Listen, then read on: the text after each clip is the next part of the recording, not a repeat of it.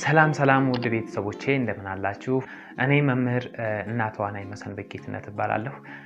እንግዲህ ዛሬ በአዲስ መልኩ በእንደዚህ ያለ ቪዲዮ ወደ እናንተ ለመምጣት ችያለሁ ማለት ነው። የመጣሁበት ምክንያት ምንድነው?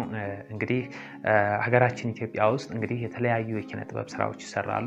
ስለ ኪነ ጥበብ ደግሞ ትልልቅ የማይታወቁና ለሰዎች መረዳት ያቃታቸውን ስለ ኪነ ጥበብ ተረድተው መስራት ያቃታቸው ሰዎች ወይም ደግሞ ለተማሪዎች የሚሆን ምርጥ ቪዲዮ ይዤላችሁ መጥቻለሁ ማለት ነው።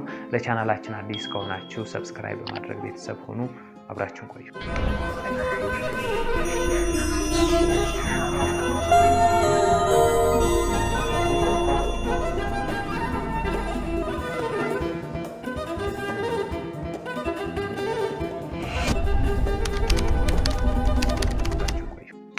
እሺ ቤተሰቦቼ እንግዲህ ተመልሻለሁ ማለት ነው።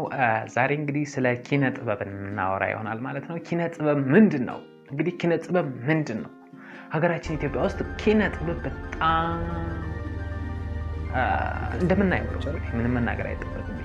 ኪነ ጥበብ ምን እንደሚመስል በፊልሙም በቲያትሩም በተለያዩ የኪነ ጥበብ ዘርፎች ምን እንደሚመስል የምናውቀው ነው።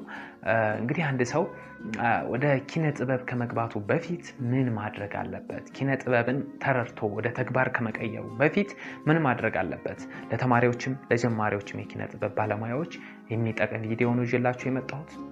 ሁላችሁም አዲስ ከሆናችሁ ለቻናሌ ሰብስክራይብ የምትለውን በመጫን ቤተሰብ ሁኑ። እንግዲህ ከዚህ በመቀጠል ኪነ ጥበብ ምን ይመስላል? ሀገራችን ውስጥ ኪነ ጥበብ ምን ይመስላል? እንግዲህ ኪነ ጥበብ እንግዲህ ጥበብ በሁለት መንገድ እንከፍለዋለን። ኪነ ጥበብን በሁለት መንገድ እንከፍለዋለን። እንግዲህ የክወና ጥበባትና የእይታ ጥበባት በማለት በሁለት እንከፍላቸዋለን። እንግዲህ ኪነ ጥበብ ማለት በጣም ኃያል የሆነ ኃይል ያለው ስራ ነው። ኪነ ጥበብን በሁለት መንገድ ከፍለን ማየት እንችላለን። ምንና ምን ብለን ብንጠይቅ የአንደኛው የእይታ ጥበባት ወይም ደግሞ በአይናችን አይተን ልንገነዘባቸው የምንችላቸው ነገሮች ወይም ደግሞ እንቅስቃሴ የሌላቸው ድርጊት የሌላቸው በእይታ ጥበባቶች የተለያዩ መልእክቶችን ማስተላለፍ የምንችልበት ወይም ደግሞ አይተን መልእክቶችን ልንወስድበት የምንችልበት መንገድ የእይታ ጥበባት እንለዋለን ማለት ነው። ሌላው ደግሞ ሁለተኛው የክወና ጥበባት የምንለው ነው። የክወና ጥበባት የምንለው ደግሞ ድርጊት ያለው በድርጊት ልናያቸው የምንችላቸው ወይም ደግሞ በድርጊት መልእክቶችን ማስተላለፍ የምንችልበት መንገድ የክወና ጥበባት እንለዋለን። ለምሳሌ ይሄን ድርጊቴን ይሄ እያወራሁ ወደ እናንተ ማስተላልፈው ይሄን ማለት ነው። ይሄ አሁን እያወራሁት ያለሁትን ነገር ይሄ ምንድነው? የክወና ጥበባት ነው። ምክንያቱም እኔ ምን እያደረኩ ነው? ወደ እናንተ እያስተላለፍኩ ያለሁት እያወራሁ ያለሁት እያደረኩ ነው፣ እየተንቀሳቀስኩ ነው ወደ እናንተ እያስተላለፍኩ ያለሁት። ስለዚህ አንዱ ይሄ የክወና ጥበባት እንለዋለን። የእይታ ጥበባት የምንለው ለምሳሌ ይሄ አለ ማስ ኢንተርቴይንመንት የምንለው የዩቲዩብ ቻናል ነው። በዚያው አጋጣሚ ሰብስክራይብ እያደረጋችሁ ቤተሰብ እንድትሆኑ ጠይቃለሁ። ለምሳሌ ይሄን ጽሁፍ ወይም ደግሞ ይሄን የእይታ ጥበባት ይዩት። ይሄ የእይታ ጥበባት ይንቀሳቀሳል ወይስ ደግሞ እኔ ነኝ ምናምን ይላል? እንደኔ እንቅስቃሴ ያደርጋል? አያደርግም። ስለዚህ አንዱ የእይታ ጥበባት ይሄ ነው ማለት ነው። በተለያዩ በሱቆች ላይ ተለጣጥፈው የምናያቸው ቤቢ ታይፐር፣ ሳፋሪኮም፣ ኢትዮ ቴሌኮም እንደዚህ የሚሉ ኮካኮላ የሚሉ የእይታ ጥበባቶች አሉ። እነዛ የተለጣጠፉ ነገሮች ለምን ይመስላችኋል? በነዛ መንገድ በነዛ መልኩ በተለጣጠፉ ስዕሎች ወይም ደግሞ በተለጣጠፉ የእይታ ጥበባቶች አማካኝነት መልእክት እያስተላለፉ ነው። አያችሁ፣ የኪነ ጥበብን ኃይል የእይታ ጥበባትና የክወና ጥበባት ብለን በሁለት እንመድበዋለን። እነዚህ ደግሞ ምንድናቸው? መልእክት አስተላላፊ ናቸው። እንዳጠቃላይ የጥበብን ኃያልነት ስትመለከቱ የተለያዩ ድርጊቶች የተለያዩ የሚደረጉ ድርጊቶች በሙሉ የተለያዩ የተለጣጠፉ ነገሮች በአጠቃላይ የእይታ ጥበባትን የክወና ጥበባትን ኃያል ናቸው። መልእክቶችን ለማስተላለፍ ነው የሚረዱት ማለት ነው። ስለዚህ የክወና ጥበባትና የእይታ ጥበባትን አንድነትና ልዩነት ስንመለከት ደግሞ አንድነታቸው ሁለቱም ምንድናቸው? ጥበብ ናቸው። ሁለቱም ምንድናቸው? ጥበብ ናቸው። የኪነ ጥበብ ዘርፍ ናቸው። ኪነ ጥበብ ናቸው ሁለቱም። ምክንያቱም ሁለቱም መልእክት የሚያስተላልፉ ናቸው። ሁለቱም አይተናቸው መልእክት ልናስተላልፍባቸውና መልእክት ልንወስድባቸው የምንችላቸው ነገሮች ናቸው ማለት ነው። አንድነታቸው እሱ ነው። ልዩነታቸው ደግሞ የክወና ጥበባት የምንለው በድርጊት በእንቅስቃሴ ነው የሚደረገው። አያችሁ፣ በምንድን ነው? እኔ ምን እያደረኩ ነው? እየተንቀሳቀስኩ እያደረኩ ነው። እንደዚህ እያልኩ ነው። በቃ በእንቅስቃሴ ነው ወደ እናንተ እያደረስኩ ያለሁት። ስለዚህ የክወና ጥበባት በድርጊት የሚደረጉ ነገሮች ናቸው። የእይታ ጥበባት ደግሞ ልጥፍ ብለው ወይ ይቆማሉ ወይ ይለጥፋሉ ምናምን፣ በቃ ንግግር አልባ ናቸው። ድርጊት አልባ፣ ንግግር አልባ ናቸው። ስለዚህ ልዩነታቸው እሱ ነው። አንድነታቸው እንደነገርኳችሁ ነው። ልዩነታቸው ደግሞ ይሄ ነው። እያንዳንዳቸው ስንመለከት የእይታ ጥበባት የምንላቸው አሁን በጣም በርካታ ናቸው። ስዕልን ያካትታል፣ የተለያዩ ፎቶግራፎችን ያካትታል፣ የኪነ ህንፃዎችን፣ ጌጣጌጦችን፣ የተለያዩ የእጅ ስራዎችን፣ የቅርጫት፣ የሰፌድ ምናምን የመሳሰሉ ስራዎችን በሙሉ የእይታ ጥበባት ውስጥ ይመደባሉ ማለት ነው። የእይታ ጥበባት ውስጥ የሚመደቡ ከሆነ እነዚህ ነገሮች ምንድን ናቸው? እንቅስቃሴ አልባ ናቸው፣ ድርጊት አልባ ናቸው፣ ድምፅ አልባ ናቸው። ዝም ብለው የሆነ ቦታ ቁጭ ይላሉ ወይም ደግሞ የሆነ ቦታ ይለጠፋሉ፣ ቁጭ ነው የሚሉት፣ በቃ ምንም አይሉም። ስለዚህ እነዚህ ምንድን ናቸው? የእይታ ጥበባት። በጣም ጥሩ፣ የእይታ ጥበባት ናቸው ማለት ነው። ሌላኛውን ስንመለከት የክወና ጥበባት ነው። የክወና ጥበባት እንግዲህ የክወና ጥበባት የምንላቸው እንደ እይታ ጥበባቶች ሁሉ በርካታ ናቸው። ለምሳሌ ሙዚቃ አለ፣ ውዝዋዜ አለ፣ ዳንስ አለ፣ ፊልም አለ፣ ቲያትር አለ። በርካታ ናቸው በቃ። ምክንያቱም በድርጊት ነው የምናደርጋቸው። በድርጊት የምናያቸውን ነገሮች በሙሉ ምንድናቸው? የክወና ጥበባት ናቸው። አሁን ለምሳሌ ቤታችሁ ላይ ቲቪ ከፍታችሁ ቲቪ ስታዩ የተለያዩ ሾዎች ልታዩ ትችላላችሁ። የተለያዩ ኢንተርቪዎች ልታዩ ትችላላችሁ። የተለያዩ ሙዚቃዎች፣ ውዝዋዜዎች፣ ዳንሶች፣ የተለያዩ ትርኢቶችን ሁሉ ልታዩ ትችላላችሁ። እነዛ ነገሮች ሁሉ ምንድናቸው?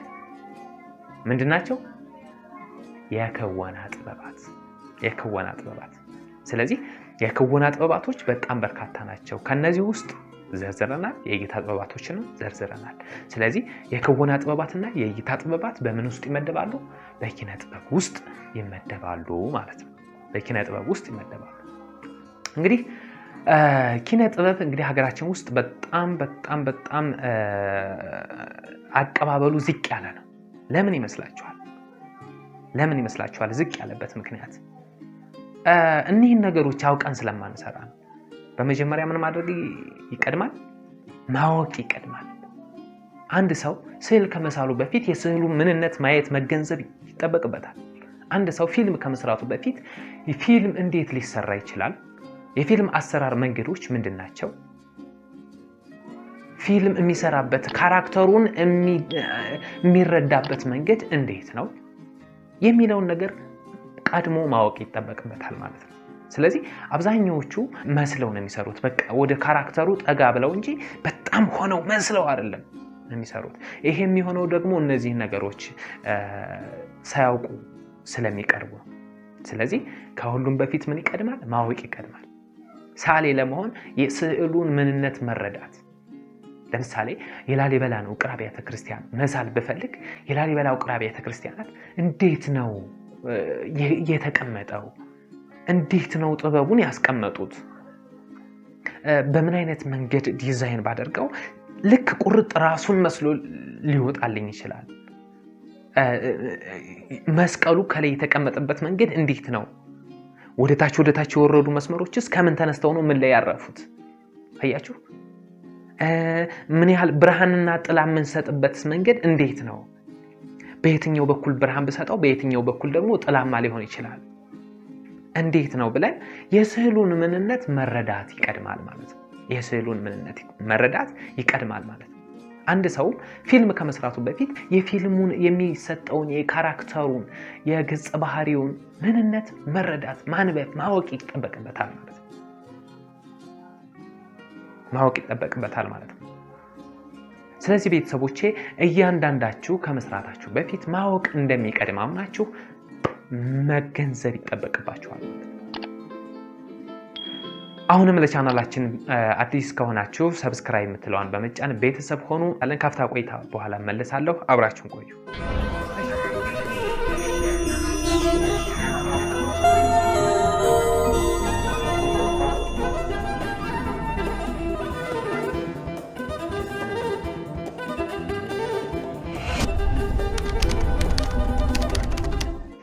እሺ ቤተሰቦቼ ተመልሻለሁ ማለት ነው። እንግዲህ በፊት ምን አውርተናል? ስለ ኪነ ጥበብ፣ ስለ እይታ ጥበባትና ስለ ክወና ጥበባት አንድነትና ልዩነት አውርተናል ማለት ነው።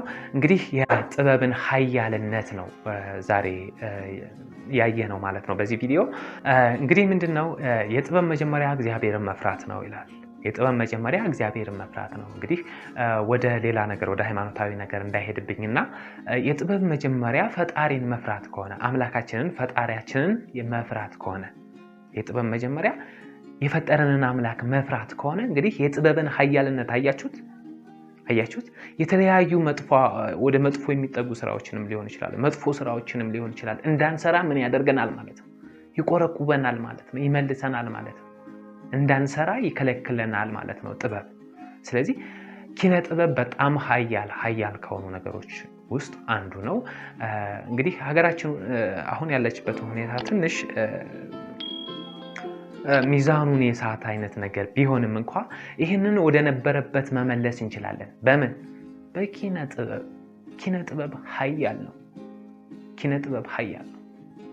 ሀገር የማልማት አቅም ያለው ኪነ ጥበብ ነው። ስለዚህ ኪነ ጥበብ ኃያልነቱን አውቀን ስለ ኪነ ጥበብ አውቀን ተረድተን እንሰራለን ማለት ነው። በመጀመሪያ ምን ማድረግ ይቀድማል? ማወቅ ይቀድማል ብያለሁ። ካወቅን በኋላ ወደ ተግባር እንቀይራቸዋለን ማለት ነው። ወደ ተግባር እንቀይራቸዋለን ማለት ነው። ስለዚህ በዛሬ ቪዲዮአችን ይዤላችሁ የቀረብኩት ስለ ኪነ ጥበብ ዲፊኒሽን ነው።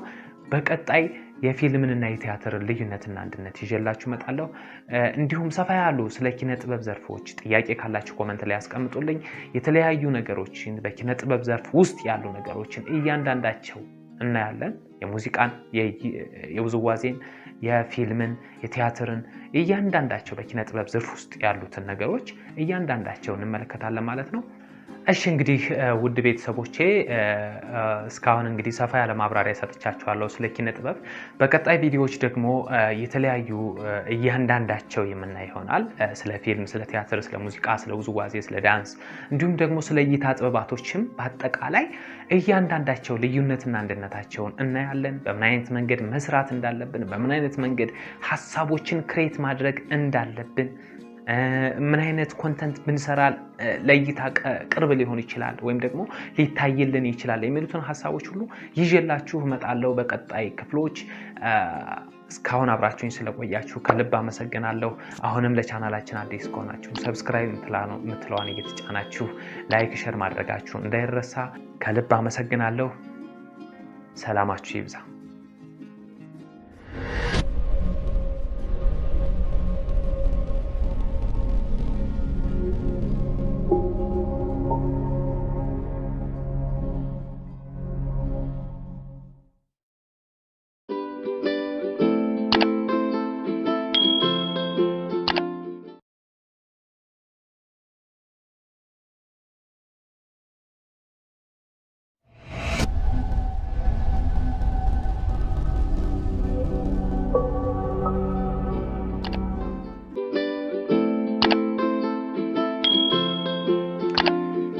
ሰላም ውድ ቤተሰቦቼ እንደምን አላችሁ? እኔ በጣም ደህና ነኝ።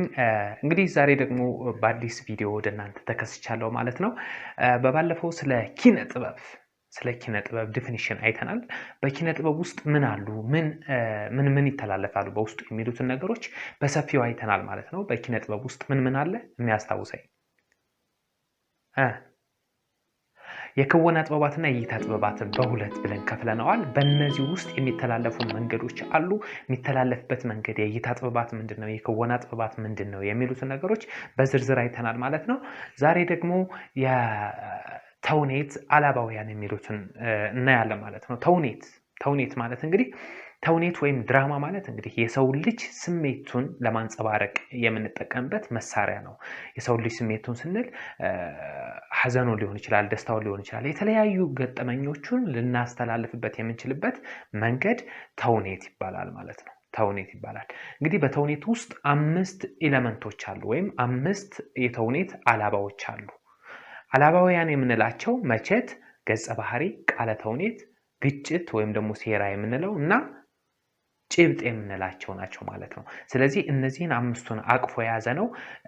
በተውኔት ውስጥ እነዚህ 5ቱ ከ5ቱ አንዱ እንኳን ቢጎድል ተውኔት አይባልም ማለት ነው። ምክንያቱም በእያንዳንዱ ውስጥ አንዱ ከሌለ ባዶ ነው ማለት ነው። ተውኔት ሊባል አይችልም። እያንዳንዶቹ በጣም አስፈላጊ ናቸው ማለት ነው። እንግዲህ አላባውያን ማለት ለነገሮች መፈጠር ምክንያት የሚሆን ወይም ደግሞ አስፈላጊ የሆነ እንደማለት ነው። የጀርባ አጥንት እንደማለት ነው። ለተውኔት የጀርባ አጥንት፣ ለሰው ልጅ የጀርባ አጥንት ከሌለው መንቀሳቀስ፣ መራመድ፣ መቀመጥ እንደማይችል ሁሉ ተውኔት የሚባለው እነዚህ ነገሮችን ሲያሟላ ነው። ምክንያቱም ከነዚህ ውስጥ አንዱ ከጎደለ ተውኔት ሊባል አይችልም ማለት ነው። ምክንያቱም እያንዳንዱ ስንመለከት ለምሳሌ መቼትን ብናይ መቼት ማለት መቼና የት የሚለውን ሁለት ቃሎችን የሚይዝልን ሲሆን በምን ጊዜና በምን ዓመተ ምህረት ቦታውንና ጊዜውን ሊገልጽልን የሚችል ነገር ነው። ሌላው ደግሞ ገጸ ባህሪ ነው። ገጸ ባህሪ ማለት ደግሞ ደራሲው በምናቡ የሚፈጥራቸው ሰዎች ናቸው። ገጸ ባህሪ ማለት ደራሲው በምናቡ የሚፈጥራቸው ሰዎች ገጸ ባህሪ ይባላል። ይሄንን ደራሲው በምናቡ የፈጠራቸውን ሰዎች ናቸው ተዋናዮች ተላብሰው የሚጫወቱት ማለት ነው። ስለዚህ ገጸ ባህሪ ማለት ደራሲው በምናቡ የሚፈጥራቸው የምናብ ዓለም ሰዎች ናቸው ማለት ነው። ሌላው ሶስተኛው ጭብጥ ነው። ጭብጥ ማለት ደግሞ በተውኔቱ ውስጥ ምን ይተላለፋል፣ ማስተላለፍ የፈለገው ነገር ምንድነው፣ ዋና ሐሳቡ ፍሬ ነገሩ ምንድነው ማለት ነው። ፍሬ ነገሩ ምንድነው? አሁን በምንሰራው ስራ ወይም ደግሞ አንድ ተውኔት አንድ ድራማ ስናቀርብ ያ ባቀረብነው ስራ ውስጥ ምንድነው ማስተላለፍ የፈለግነው ነገር፣ ማስተላለፍ የፈለገው ጭብጥ ነገሩ ምንድነው? ጭብጡ ነው። ገብቷችኋል?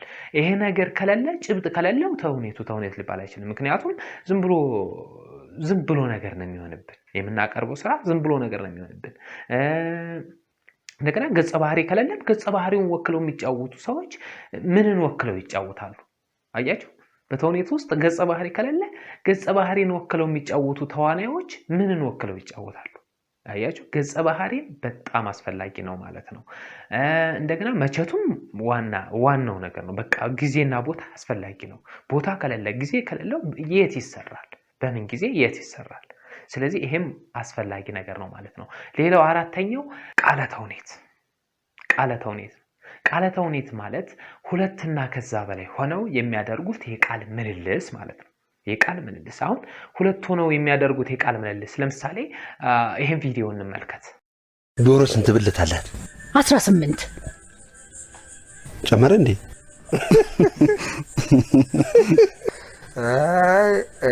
አይ ሙያ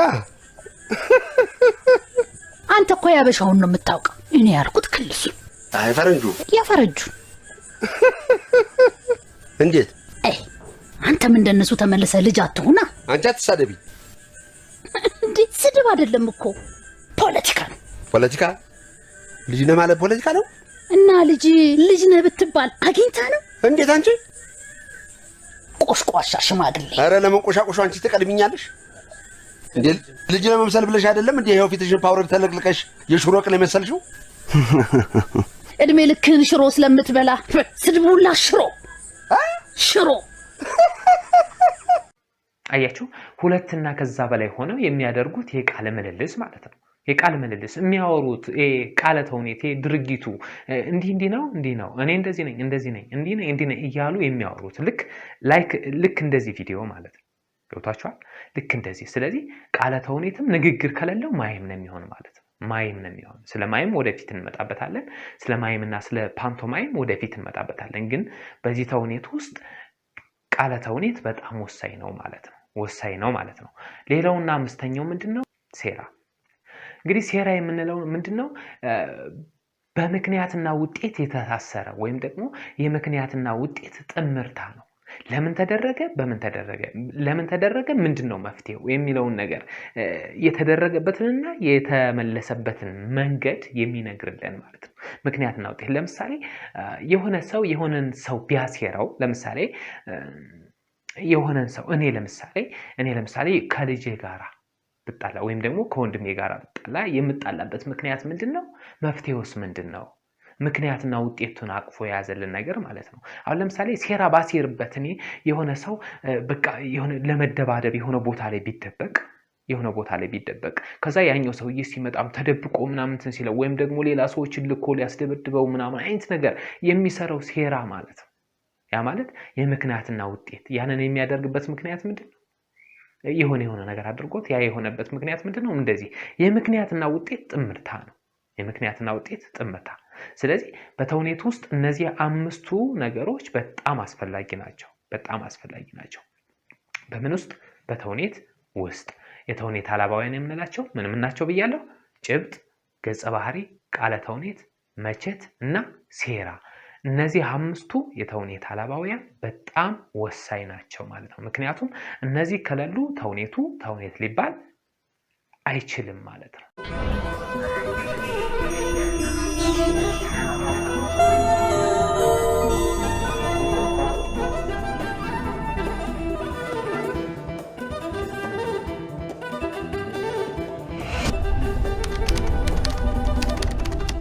እሺ ቤተሰቦች ተመልሻለሁ።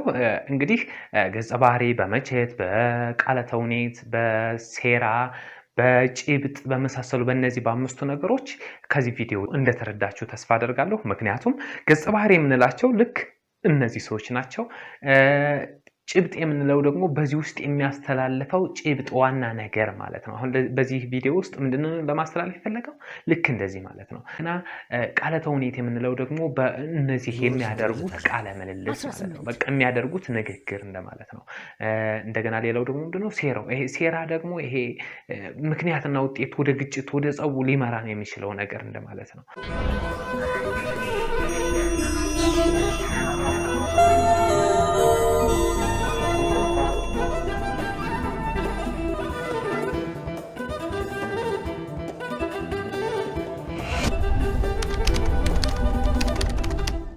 እንግዲህ ተመልካቾቼ ከዚህ ቪዲዮ ትልቅ ቁም ነገር እንደጨበጣችሁበት ተስፋ አደርጋለሁ። ቀጣይ በሌላ ቪዲዮዎች በሌላ ትምህርቶች የምንገናኝ ይሆናል።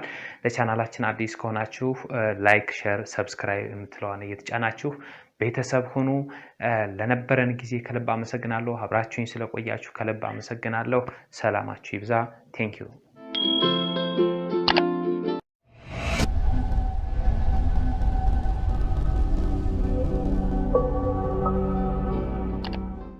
አፍላፍ ትመልሽልኛለሽ? ይሁን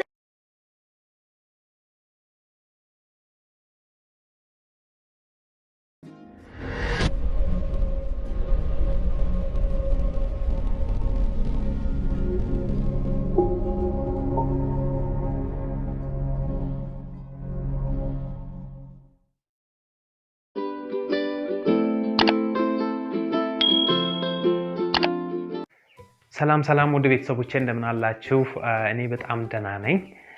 በባለፈው ስለ ኪነ ጥበብና ስለ ተውኔት አላባውያን ብዙ ዲፊኒሽኖች አውርተናል ማለት ነው። ከዛ ቪዲዮዎች አይታችሁ ትልቅ ነገር እንደተገነዘባችሁ ተስፋ አደርጋለሁ። ዛሬ ደግሞ የፊልምንና የቲያትርን ልዩነትና አንድነት ይዤላችሁ ቀርብ ያለው እስከ ቪዲዮ መጨረሻ ድረስ አብራችሁ እንደምትቆዩ ተስፋ አደርጋለሁ። ይህ ቪዲዮ ጠቃሚ ቪዲዮ ነውና ለእናንተ እስከ መጨረሻው አብራችሁ ቆዩ። ለቻናላችን አዲስ ከሆናችሁ ሰብስክራይብ የምትለዋን በመጫን ቤተሰብ ሁኑ። አብራችሁ ቆዩ።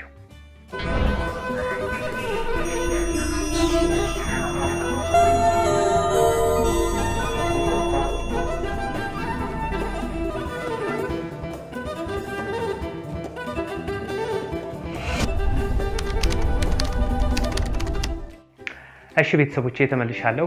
ዛሬ እንግዲህ ፊልም ማለት ምን ማለት ነው፣ ቲያትር ማለት ምን ማለት ነው፣ የፊልምንና የቲያትር ልዩነት አብረን እናያለን ማለት ነው።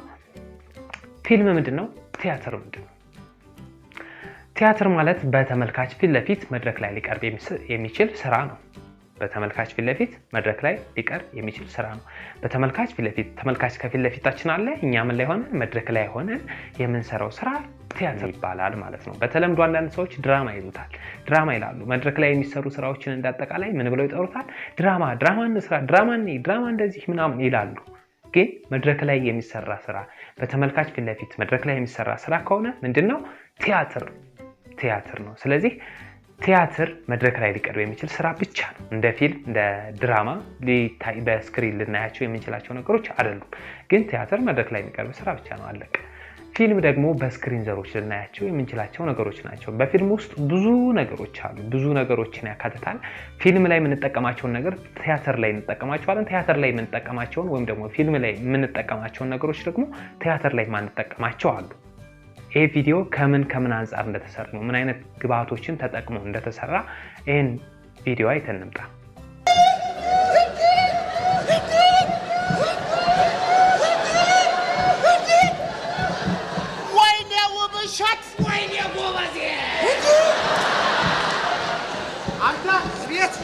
አሁን እቺ ባጠገባችን ያለፈችው ትዝታ አይደለችም? ጋሼ ያቺም ወርቄ ማብራችኋለች።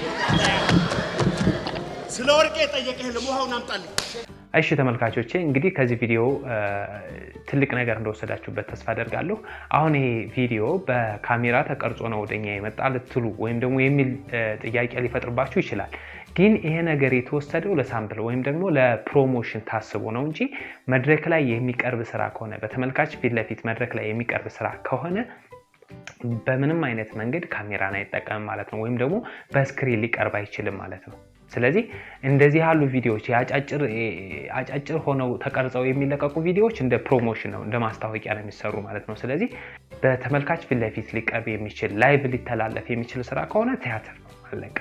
ፊልም ደግሞ በስክሪን ዘሮች ልናያቸው የምንችላቸው ስራዎች ናቸው። በፊልም ውስጥ ብዙ ግብአቶችን ይጠቀማል። ለምሳሌ ካሜራ፣ አልባሳት፣ ሜካፕ።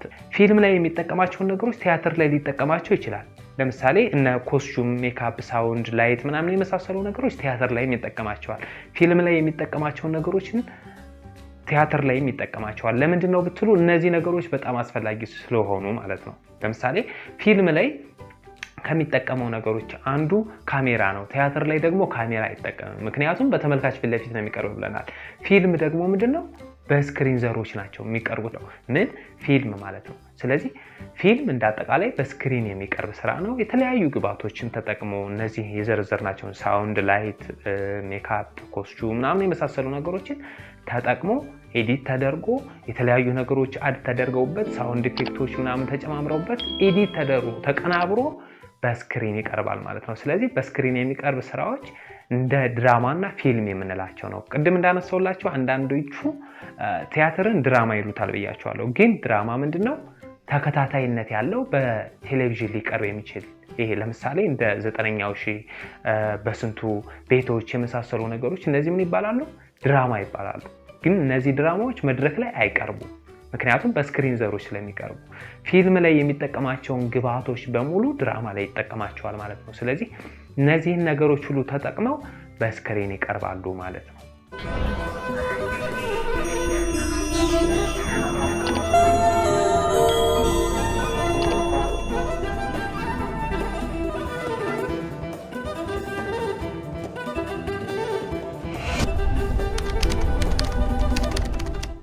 እሺ ቤተሰቦቼ አሁንም ቤተሰብ ካልሆናችሁ ሰብስክራይብ ያደርጋችሁ ቤተሰብ ሁኑ። ከዚህ በመቀጠል አንድ ሾርት ሙቪ ወይም ደግሞ ፊልም የፊልምን ልዩነትና አንድነት ስለሆነ የምናየው ይሄንን ፊልም አይተን እንመለስ። ባንዴን ይዤ መጥቻለሁ። ትጥቀኝ ነው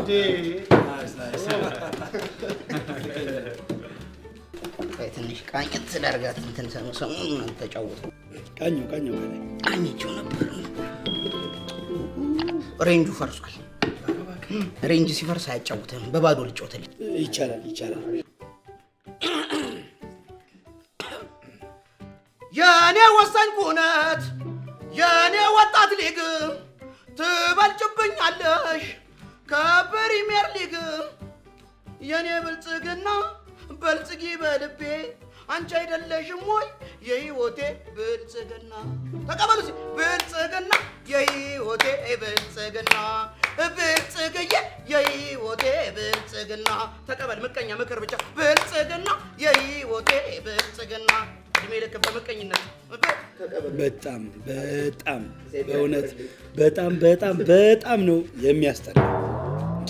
እሺ አሁን ይሄ ፊልም የተጠቀማቸው ነገሮች እንዳጠቃላይ ብዙ ናቸው።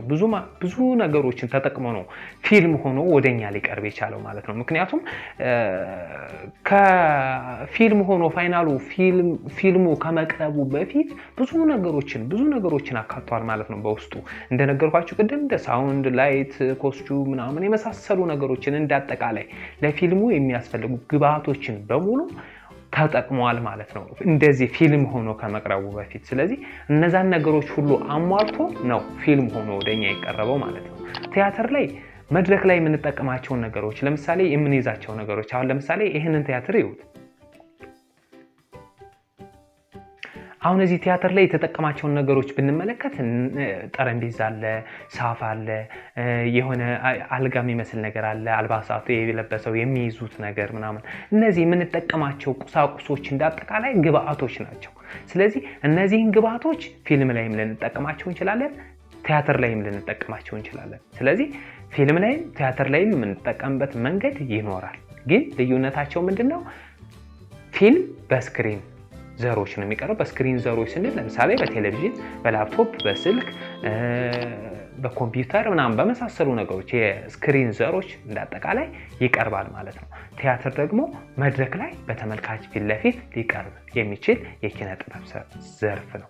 ስለዚህ ልዩነታቸው ይሄ ብቻ ነው። አንድነታቸው እንደነገርኳችሁ የሚጠቀሙበት ማቴሪያል ከካሜራና ከኤዲቲንግ ውጭ ሁሉንም ማቴሪያሎች ይጠቀሟቸዋል። ፊልም ላይም ቲያትር ላይም ማለት ነው። እንደገና ሌላው አንድነቱ ምንድነው? ሁለቱም የኪነ ጥበብ ዘርፍ ናቸው። በባለፈው ስለ ኪነ ጥበብ ስናወራ፣ ስለ ክወና ጥበባት ስናወራ በክወና ጥበባት ውስጥ የምናገኛቸው ስራዎች ናቸው ሁለቱም፣ ፊልምም ቲያትርም ማለት ነው።